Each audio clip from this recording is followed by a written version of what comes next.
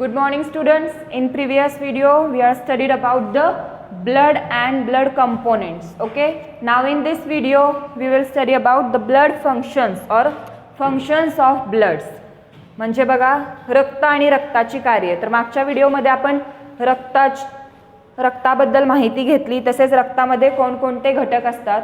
तर रक्तामध्ये 3 घटक असतात. Plasma, then red blood cells, white blood cells आणि प्लेटलेट्स किंवा ब्लड सेल्स त्यांना आपण एकत्रितपणे म्हणू शकतो. आता आपण बघणार आहोत फंक्शन्स ऑफ ब्लड. आता फंक्शन्स ऑफ ब्लड म्हणजे काय, तर रक्ताची कार्य म्हणजे शरीरामध्ये रक्त कोणकोणत्या प्रकारची कामे करतं किंवा कोणकोणत्या प्रकारची कार्य करत असतं आणि त्याचा आपल्याला काय उपयोग होतो. ओके.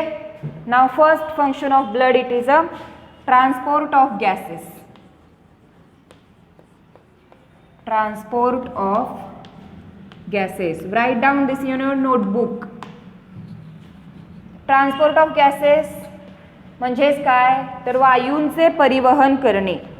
म्हणजे रक्तामध्ये जो ऑक्सिजन आणि कार्बन डायऑक्साईड असतो तो शरीराच्या विविध भागांपर्यंत पोहोचवणे किंवा शरीराच्या भागांपासून फुफ्फुसापर्यंत पोहोचवण्याचं काम कोण करत असतं, तर रक्त करत असतं. म्हणजे बघा ट्रान्सपोर्ट ऑफ गॅसेसमध्ये काय येणार, that oxygen is carried via blood from the lungs to cells in various parts of body and carbon dioxide from tissues to lungs.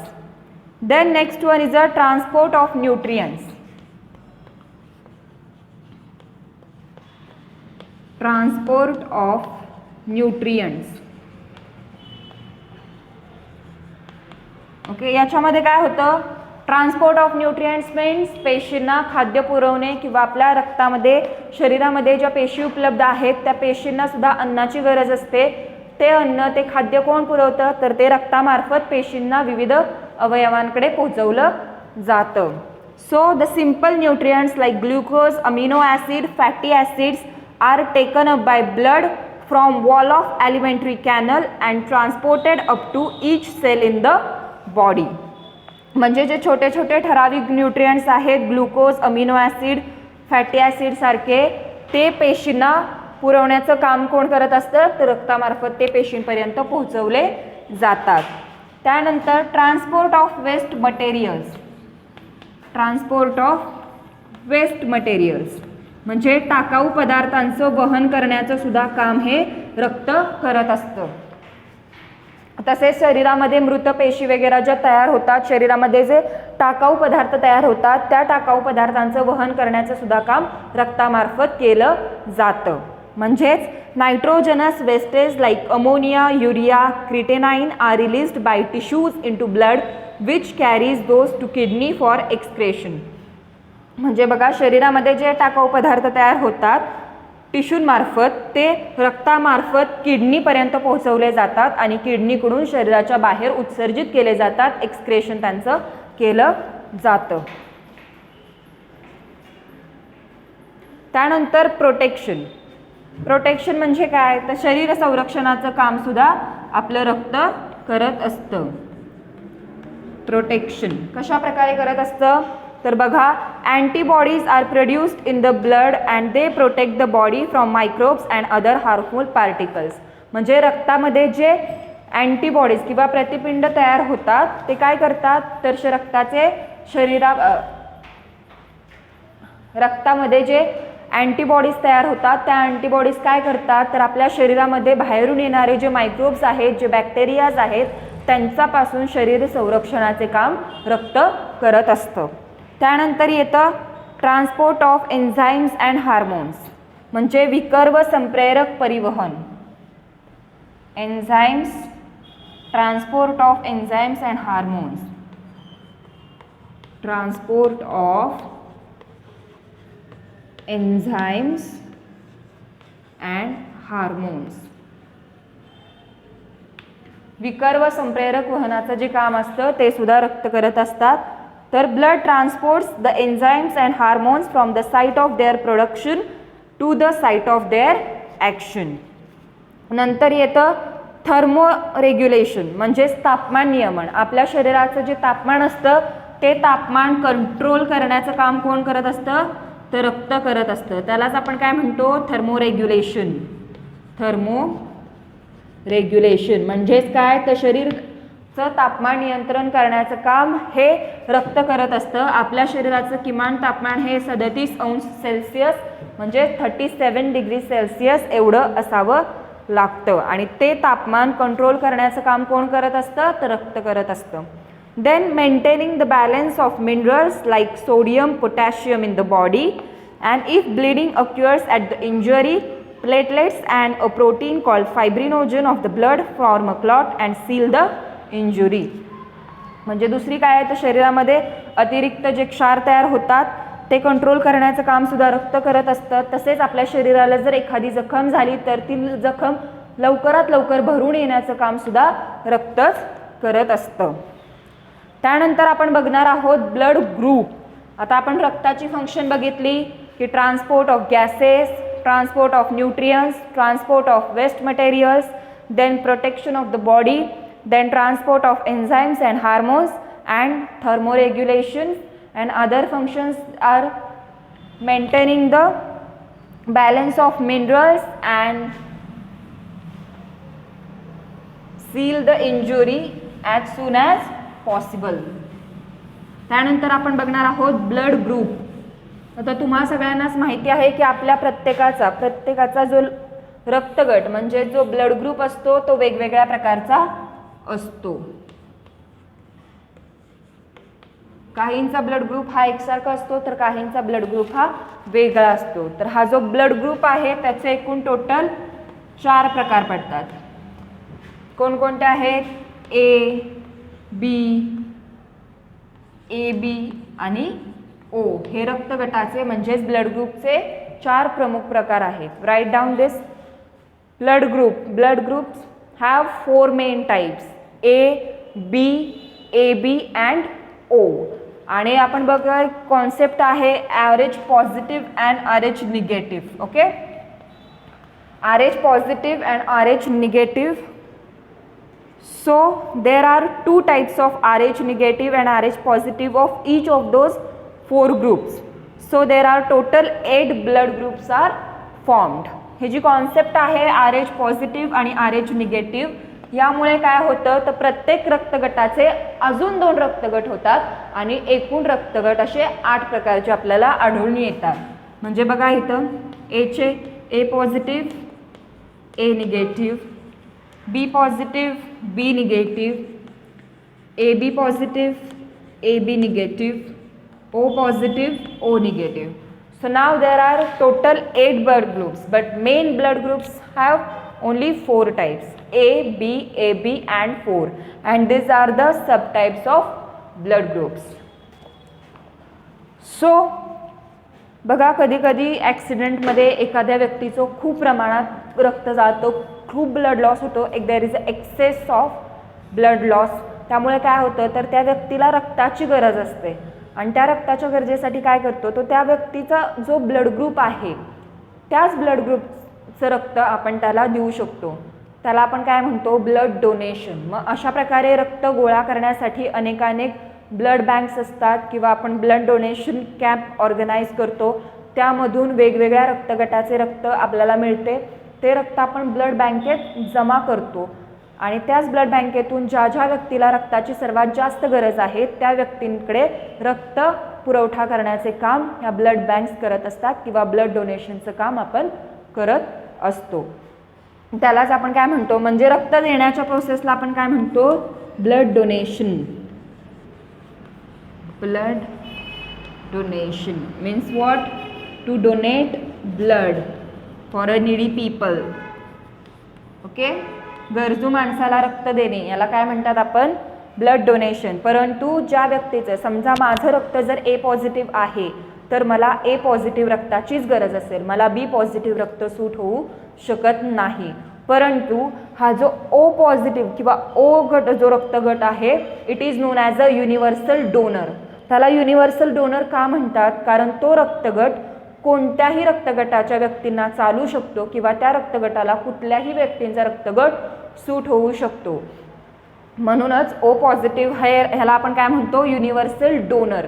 Universal donor म्हणजेच काय तर ह्या रक्तगटाची व्यक्ती कोणत्याही व्यक्तीला रक्त देऊ शकते किंवा कोणत्याही व्यक्तीकडून रक्त घेऊ शकते. म्हणून ओ पॉझिटिव्ह रक्तगटाला आपण युनिव्हर्सल डोनर असंही म्हणतो.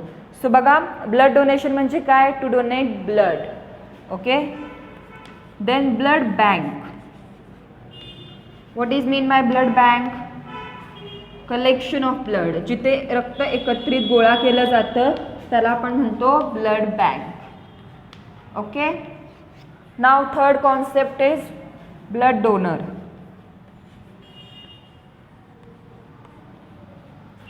who gives blood.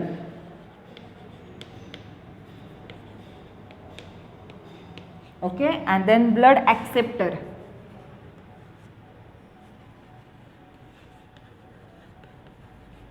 Blood acceptor म्हणजे ज्याला रक्ताची गरज आहे, हू नीड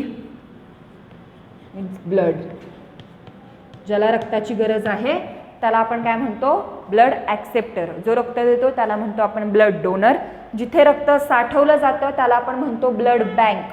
आणि ब्लड डोनेशन म्हणजे टू डोनेट ब्लड. रक्त देण्याच्या प्रक्रियेला किंवा रक्तदान करण्याच्या प्रक्रियेला आपण म्हणतो ब्लड डोनेशन. रक्ताचे एकूण 4 प्रमुख प्रकार आहेत.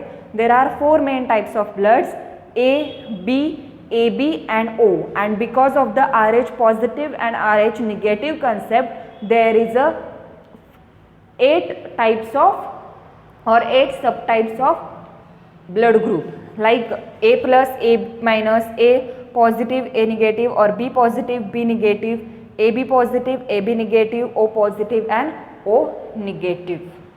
Okay, now next point or last point of this chapter, that is a blood pressure.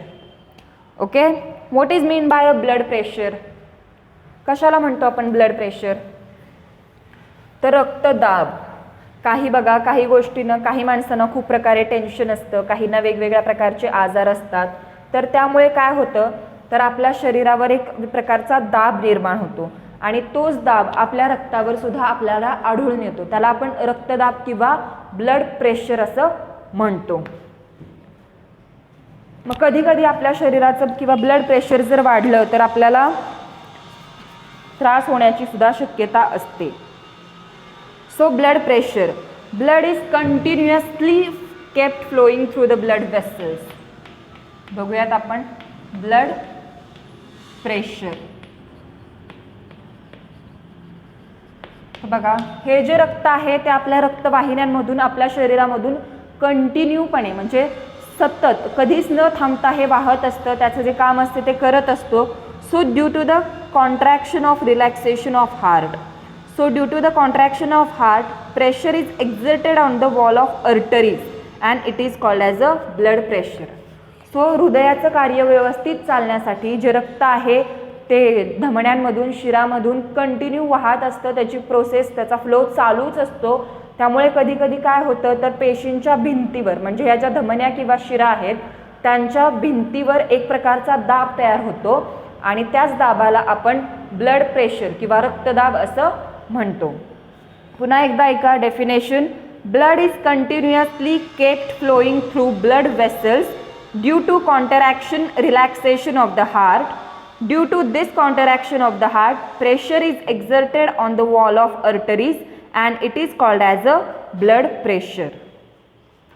Okay, blood pressure हे 2 प्रकारे असतं, diastolic pressure and systolic pressure. ह्याचे सुद्धा 2 प्रकार आहेत, diastolic and systolic. Diastolic and systolic blood pressure. The diastolic means what? Pressure recorded during the contraction of heart is called as a systolic pressure, and during the relaxation of heart it is known as a diastolic pressure. म्हणजे जेव्हा हृदय काय करतं, रक्त देण्याचं जेव्हा काम करतं तेव्हा जे प्रेशर तयार होतं त्याला डायस्टॉलिक प्रेशर म्हणतात आणि जेव्हा रक्त हृदयाकडे पोहोचवलं जातं तेव्हा जो प्रेशर निर्माण होतं त्याला आपण सिस्टॉलिक प्रेशर असं म्हणतो. तसेच जो हेल्दी पर्सन असतो किंवा साधारण सर्वसामान्य जो माणूस आहे त्याचं हे ब्लड प्रेशर साधारण किती असायला हवं? 128/2. 139 / 89 मिलीमीटर ऑफ Hg.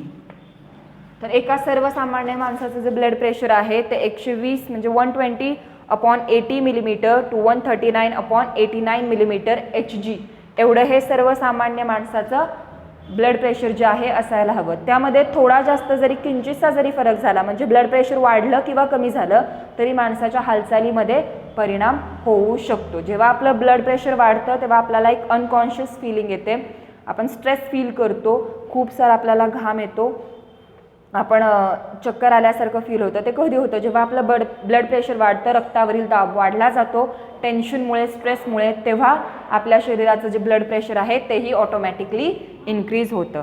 त्यानंतर आहे हायपर टेन्शन म्हणजेच काय, हाय ब्लड प्रेशर.